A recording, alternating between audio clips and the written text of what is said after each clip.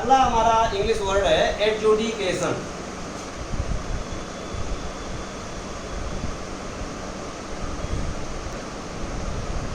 Adjudication का अर्थ है न्याय निर्णयन। न्याय निर्णयन। न्याय निर्णयन का मतलब है किसी विवाद का न्यायिक रूप से निपटारा, उसको एडजुडिकेशन या न्याय निर्णयन कहते हैं। अंग्रेजी में कहते हैं, ये कह सकते हैं हम इसको the judicial decision of a dispute.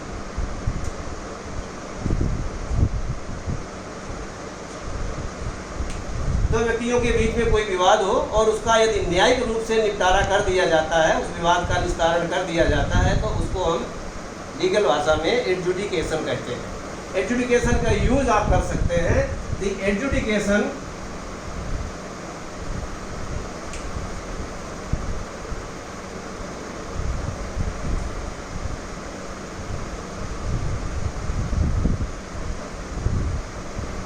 Of a court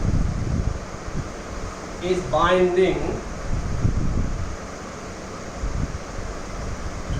on the parties। पक्षकारों पर न्यायालय का न्याय निर्णय बाध्यकारी होता है।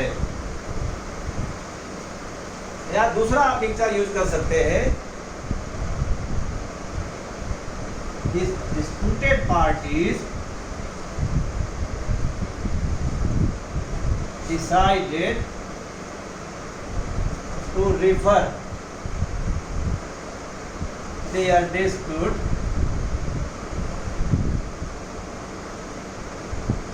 for adjudication by court। ये दूसरा यूज हो सकता है, इसका सेंटेंस बन सकता है विवादित पक्षकारों ने अपने विवाद को न्यायालय द्वारा न्याय निर्णय कराने के लिए सौंपने का निश्चय किया। आपस में इस बात पर सहमत हो गए कि हम अपने विवाद का निपटारा न्यायालय के मार्फत करवाएंगे। इसको एडजुडिकेशन कहते हैं।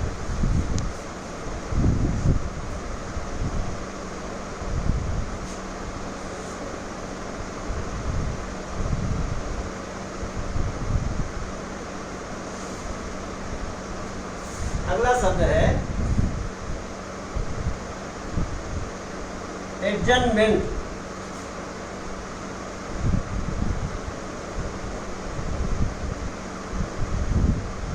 एडजर्नमेंट शब्द बना है एडजर्न से।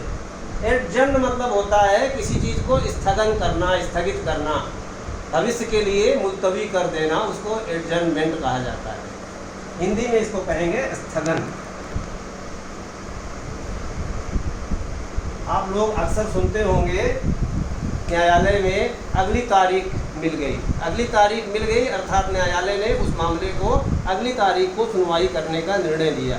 तो इस बात को लॉ में, लीगल वर्ड में एडजर्नमेंट कहा जाता है। कई बार आप सुनते हैं संसद या लोकसभा, विधानसभा की कार्यवाही जो अध्यक्ष होता है या जो चेयरमैन होता है राज्यसभा का, वो एडजर्न कर देता है किसी हंगामे के कारण या किसी अन्य व्यवधान के कारण। वो कार्यवाही उस दिन के लिए एडजर्न कर दी जाती है कि अगले दिन सुनवाई होगी। कई बार अगले 2 महीने 3 महीने के लिए एडजर्न कर दी जाती है। तो ऐसी किसी कार्यवाही को, जब कोई कार्यवाही स्थगित कर दी जाती है कि भविष्य में सुनवाई होगी, भविष्य में इस पर विचार विमर्श होगा, तो उसको कहते हैं हम एडजर्नमेंट। इसका लीगल मीनिंग होगा द एक्शन ऑफ एडजर्निंग।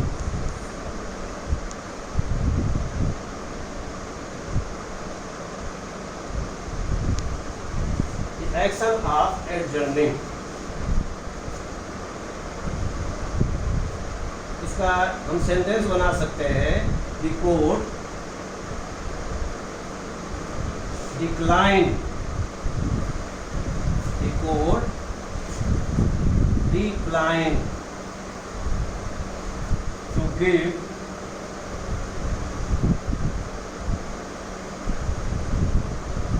एडजर्नमेंट।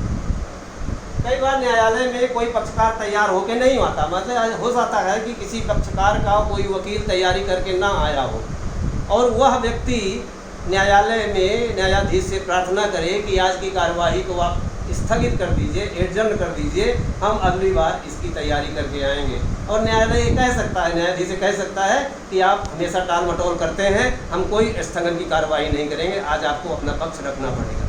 इसका मतलब न्यायालय ने स्थगन आदेश देने से मना कर दिया। तो हम लिखेंगे the court decline to give adjournment, न्यायालय ने स्थगन देने से मना कर दिया।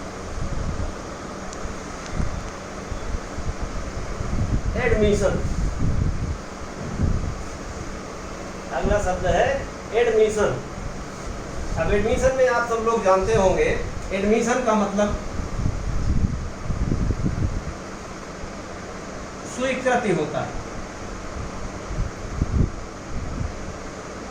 स्वीकृति, ये एडमिशन प्रवेश वाला एडमिशन नहीं है जो कॉलेज में आप लोग एडमिशन लेते हैं। एडमिशन मतलब स्वीकृति, जब कोई व्यक्ति किसी कार्यवाही में अपने किसी दायित्व को स्वीकार करता है तो उसको एडमिशन कहा जाता है। आपराधिक कार्यवाही में आपराधिक दायित्व को स्वीकार करना फिर वो कन्फेशन बन जाता है, लेकिन सिविल कार्यवाही में जब कोई व्यक्ति अपना दायित्व स्वीकार करता है तो उसको एडमिशन कहते हैं। किसी व्यक्ति द्वारा किसी तथ्य का स्वीकार किया जाना, उसके विरुद्ध साक्ष्य के रूप में उपयोग या प्रयोग किया जा सकता है। इसका लीगल वर्ड हो सकता है एडमिटिंग ए सर्टेन फैक्ट, किसी तथ्य को स्वीकारना। अब आप इसका यूज लिख सकते हैं, admission of a fact is a relevant evidence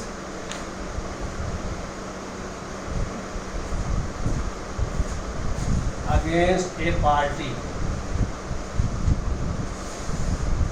किसी पक्षकार के विरुद्ध किसी तथ्य की स्वीकृति एक सुसंगत साक्ष्य है।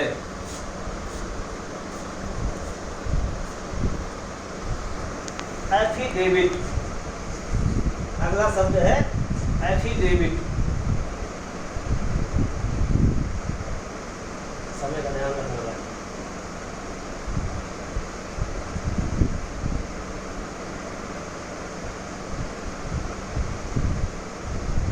एफिडेविट को हिंदी में कहते हैं शपथ पत्र।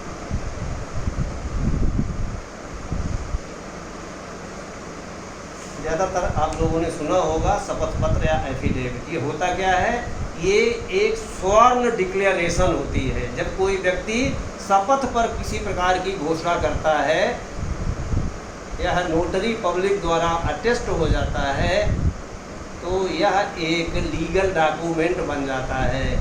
और ऐसे शपथ पर कोई व्यक्ति यदि झूठी घोषणा करता है, झूठा बयान देता है, तो उसके खिलाफ लीगल कार्रवाई की जा सकती है, वह एक दंडनीय अपराध बन जाएगा।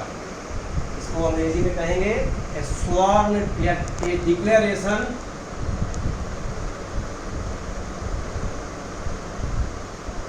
Under oath. शपथ पर किसी प्रकार की घोषणा करना, इसको आप कह सकते हैं, दूसरे शब्दों में कह सकते हैं स्वर्ण एफिडेविट या स्वर्ण declaration, Solan affirmation under oath. दूसरा अंग्रेजी मीनिंग इसका हो सकता है ए सोलेम एफर्मेशन अंडर ओथ। शपथ पत्र अपने आप में साक्ष्य के रूप में सिविल मामलों में शपथ पत्र साक्ष्य के रूप में इस्तेमाल किया जा सकता है। सीपीसी में प्रावधान है ऑर्डर 19 में।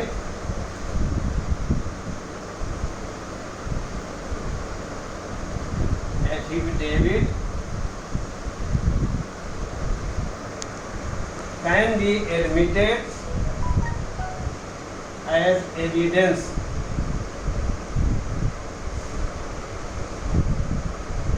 under CPC provisions।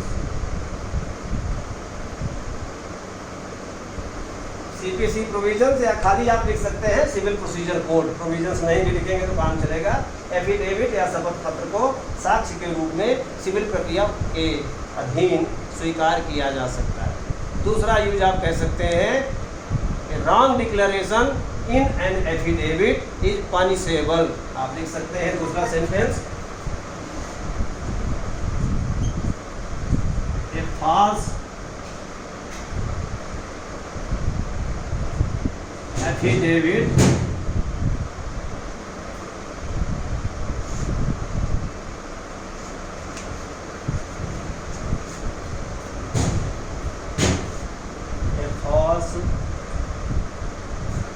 false declaration in a affidavit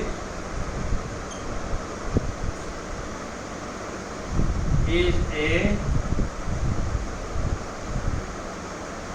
punishable offense। ये दूसरा सेंटेंस बना सकते हैं आप, ए false declaration in a affidavit is a punishable offense। अगर हम शपथ पत्र पर कोई झूठी घोषणा करते हैं वो हमें दंडनीय अपराध एक हमारे लिए बनाता है, या हमको उसके लिए दंडित किया जा सकता है, प्रोसिक्यूट किया जा सकता है।